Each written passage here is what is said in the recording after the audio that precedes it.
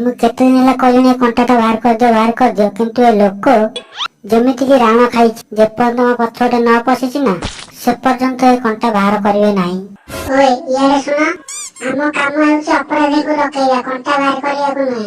ତମେ ଟିକେ ସାଇଟ୍ ହେଇକି ବସ ନା। କୋଉଠି କଣ ଆ ଉପରେ ବସିଯିବି କି?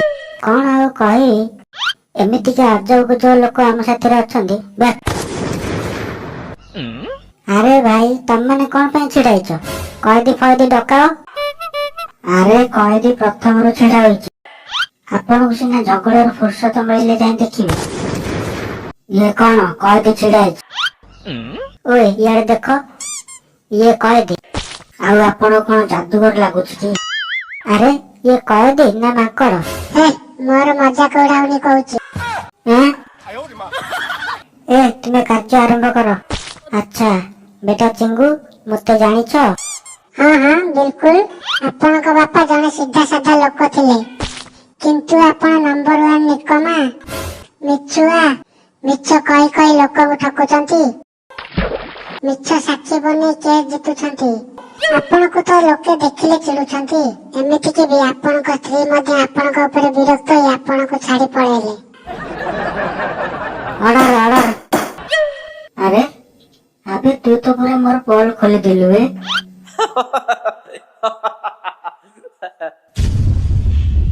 ଆରେ ବହୁତ ହସ ଲାଗୁଛି ନା ତତେ? ଆଉ ବେଟା ଚିଙ୍ଗୁ, ୟାଙ୍କୁ ଜାଣିଛ? ଆରେ ସାର୍, ମୁଁ କାହାକୁ କାହାକୁ ନ ଜାଣିଛି କୁହ? ଆବେ ଘୁଷୁରୀ ମାନେ ଯେମିତି ତାକୁ ମୋ ବିଷୟରେ ନ ପଚାର।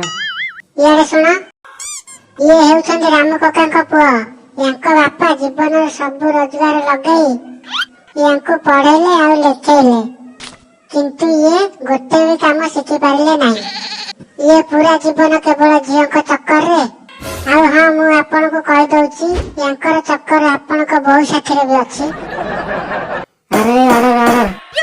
ମୁଁ ବୁଝିପାରୁନି, ତମେ ଦି ଜଣ ଏଠିକି କେସ୍ ଲଢିବାକୁ ଆସିଛ ନା ଜନଗଣନା କରିବାକୁ?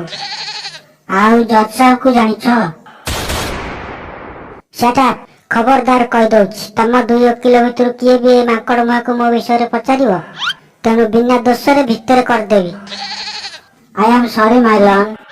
ତେଣୁ ଜଜ୍ ସାହେବ, ଏ କାଠଗଡାରେ ଛିଡା ହେଇଥିବା ଏ ମାଙ୍କଡ ମୁହଁ ପରି ଏ ଲୋକ ପ୍ରକୃତରେ ଗୋଟେ ଚୋରଟା। ଇଏ ଗୋଟେ ସପ୍ତାହରେ ପାଖାପାଖି 10ଟା ଚୋରି କରିଛି। କଣ? ଇଆଡେ ଅନେଇଲୁ। କଣ ସତରେ ତମେ ଗୋଟେ ସପ୍ତାହରେ 10ଟା ଚୋରି କରିଛ? ହଁ ଜଜ୍ ସାହେବ, ହଁ। ଇଏ ତ ମୋର ପୁରୁଣା ଅଭ୍ୟାସ ନା, କିନ୍ତୁ ହଁ ସାର୍, ମୁଁ ପିଲାଦିନରୁ ବହୁତ ପରିଶ୍ରମୀ। ଆରେ ମୋ ଆଡେ କଣ ଦେଖୁଛ? ଅପରାଧୀ ସେଠି, ସିଆଡେ ଦେଖ ନା। ନାଇଁ ତମେ ହସ। ଆରେ ହସିବାକୁ ବି ଦବ ନାହିଁ ନା କଣ? ନାଇଁ ହସ। ଯେବେ ମାସ ଶେଷରେ ଦରମା ମିଳିବ ନା, ସେତେବେଳେ ମୁଁ ହସେଇବି। ଆଉ ଜଜ୍ ସାହେବ, ଝାମେଲା ତ ସେତେବେଳେ ହେଲା ଯେତେବେଳେ ଇଏ ପୁରା ବ୍ୟାଙ୍କ ଲୁଟିଲା। କଣ? ଏ ମାଙ୍କଡ ମୁହାଁ ବ୍ୟାଙ୍କ ବି ଲୁଟିଛି? हे, बैंक लुटिला वाला चिंगू को फायर समझाए क्या? ऑलराउंडर चोरी करला वाला फायर हूँ मैं, फायर। अबे चुप, पुष्पा की नकली औलाद। अपराधी घोषणा କରି ଜଙ୍ଗଲରେ ପୁରେଇ ଦେବି ଯେ ସାରା ଜୀବନ ଘୁଷୁରୀ କୋଠିଆରେ ଚନ୍ଦନ କାଠ କାଟୁଥାଉ। ଚାଲ ତୁ ଇଏ କହ, ପୋଲିସ ତତେ କେମିତି ଧରିଲା? अरे जज साहब, ମୁଁ ଆଉ କଣ କହିବି? ବ୍ୟାଙ୍କ ଲୁଟିଲା ପରେ ମୁଁ ପଇସା ସେଇଠି ଗଣିବାକୁ ଲାଗିଲି। ବାସ୍ ସେଇ ସମୟ ଭିତରେ ପୋଲିସ ଆସିଗଲେ ଆଉ ମତେ ଧରିନେଲେ। ଆବେ ତୁ ତ ଏକଦମ ଓଲାଟା। କେମିତି? ଆବେ ବୁର୍ବକ, ତତେ ସେଠାରୁ ପଳେଇବାର ଥିଲା, ସେଠି ବସି ପଇସା ଗଣିବା କଣ ଦରକାର ଥିଲା? ଆରେ ଜଜ ସାହେବ, ମୁଁ ପଳେଇଥାନ୍ତି ଯେ, କିନ୍ତୁ ସେଠାରେ ଲେଖା ହୋଇଥିଲା ଯେ କାଉଣ୍ଟର ଛାଡିବା ପୂର୍ବରୁ ପଇସା ଗଣିକି ନିଅନ୍ତୁ। ତାପରେ ଆଉ କଣ, ସେଇଠାରେ ବସି ପଇସା ଗଣିବାକୁ ଲାଗିଲି। ମୁଁ ତ ସେଇଆ କହୁଛି ବେଟା, ଏଇଠି ତୋର ଭୁଲ। ସେଠାରେ ବସି ତତେ ପଇସା ଗଣିବାର ନଥିଲା। ଆରେ ଜଜ୍ ସାହେବ, ଆପଣ ଇଏ କଣ କହୁଛନ୍ତି? ଆପଣ ତାକୁ ସଜା ଦଉଛନ୍ତି ନା ଚୋରି ଶିଖଉଛନ୍ତି? ଜଜ ସାହେବ, ମତେ ଛାଡିଦିଅ ନା ପ୍ଲିଜ। କଣ ଛାଡିଦେବି? ଏ କଣ ତୋର ପ୍ରଥମ ଚୋରି କି? ଆଜ୍ଞା ନାହିଁ ଜଜ ସାହେବ, ମୁଁ ସବୁଦିନ ଚୋରି କରେ ଆଉ ସବୁବେଳେ ଜେଲକୁ ମଧ୍ୟ ଯିବା ଆସିବା କରେ, ପରନ୍ତୁ ଇଏ ମୋର ଓକିଲର ପ୍ରଥମ କେସ୍। ଓ ଆଚ୍ଛା। ତେଣୁ ବେଟା ଆଜିଠୁ ରାଣ ଖା, ଆଗକୁ ଆଉ କେବେ ବ୍ୟାଙ୍କ ଲୁଟିବୁନି। ନା ଆଗକୁ ଆଉ କେବେ ପକେଟ ମାରିବୁ? ଜଜ୍ ସାହେବ ମୁଁ ପ୍ରତିଜ୍ଞା କରି କହୁଛି ଆଉ କେବେ ଆଗରୁ ପକେଟ ମାରିବି ନାହିଁ, ପରନ୍ତୁ ପଛପଟୁ ପକେଟ ମାରିକି ନେବି। କଣ? ଆରେ ଇନ୍ସପେକ୍ଟର ସାହେବ, ଇନ୍ସପେକ୍ଟର ସାହେବ। ଆରେ ଓକିଲ ବାବୁ, କିଏ ଇଏ?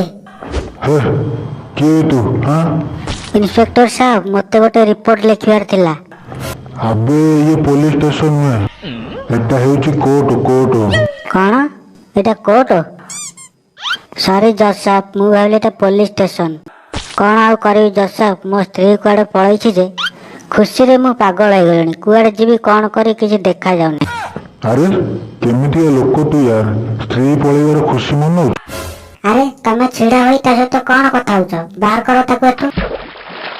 अरे जज साहब रागिलेनी बाहर को चल ये तोर जो खुशी ना जाई बाहर देखेइबु नहले तोते बिना दोषरे भितर पुरेई देबे चलो चलो बाहर चलो କ'ଣ ଆଉ କହିବ? ଏମିତି ଅଜବ ଲୋକ ବି ଦୁନିଆରେ ଅଛନ୍ତି। ସ୍ତ୍ରୀ ପଳେଇଛି ବୋଲି ଖୁସି ମନାଉଛି। ବୁଡ଼ବ କୋଉଠିକାର। ଠିକରେ ଲେଖାଲେଖି କର, ନହେଲେ ତା ଦୋଷରେ ମୋତେ ଦଣ୍ଡ ଦେଇଦବ। ସେଟା କୁଳାଙ୍ଗାର କୋଉଠିକାର। ଆଚ୍ଛା ଠିକ ଅଛି ସାର୍, ମୁଁ ଯାଉଛି। କୁଆଡ଼େ?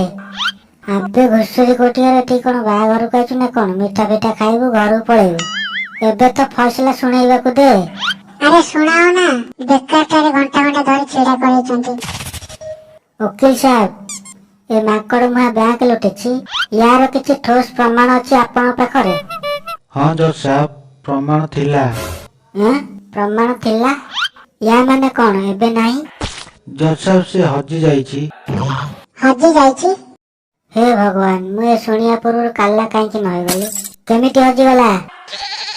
ଜଜ୍ ସାହେବ, ମୁଁ କହୁଛି ଇଏ ଆଜି ଘରୁ କୋର୍ଟକୁ ଆସୁଥିଲେ ନା, ତେଣୁ ବାଟରେ ଜଳଖିଆ ଖାଇବାରେ ଲାଗିଗଲେ। ଆଉ ଗୋଟେ ପିଲା ଆସି ୟାଙ୍କର ବ୍ୟାଗ ନେଇ ପଳେଇଲା। କ'ଣ ଇଏ ଠିକ କହୁଛନ୍ତି? ହଁ ଜଜ୍ ସାହେବ। ଆରେ ୟାର, ବଡ଼ ଟେନସନରେ ପକେଇଦେଲ। ଏବେ ୟାକୁ କେମିତି ଦଣ୍ଡ ଦିଆଯିବ? Case dismiss. ଓଏ ଯା, ତୋତେ ଛାଡ଼ି ଦିଆଗଲା, ଯା। କଣ? ମୁଁ ମାନିବି ନାହିଁ। କୁଳଙ୍ଗାର କୋଉଠିକାର ଫାଶୀର ସଜା ଶୁଣେଇବି, ଯାଇ ମାନିବୁ? ତମକୁ ଏଥିପାଇଁ ଛାଡ଼ି ଦିଆଯାଉଛି କାହିଁକି ନା ତୁମ ଉପରେ ଲାଗିଥିବା ଯୋଉ ବ୍ୟାଙ୍କ ଚୋରିର କେସ୍ ସେ ସିଦ୍ଧ ହେଇପାରିଲା ନାହିଁ। ସତରେ? ତାହେଲେ ଦଶ ପଇସାଟା ତ ମୋର ହେଲା ନା? ହଁ ହଁ ବିଲକୁଲ। ତେଣୁ ଅଦାଲତ ଏହି ଫଇସଲା ନେଲା ଯେ କୌଣସି ଠୋସ୍ ପ୍ରମାଣ ନଥିବା ଯୋଗୁଁ ଏ ଯୋଉ କାଠଗଡ଼ାରେ ଛିଡ଼ା ହେଇଥିବା ମାଙ୍କଡ଼ ମୁହାଁ ପରି ପିଲାକୁ ତାକୁ ଛାଡ଼ି ଦିଆଯାଉ, ଆଉ ତାର ପଇସା ତାକୁ ଦିଆଯାଉ। ଆରେ ପୋଲିସ ବାଲା ଅଙ୍କଲ, କଣ ଆଉ ଭାବୁଛ? ଆଣ ମୋ ପଇସା ଦିଅ।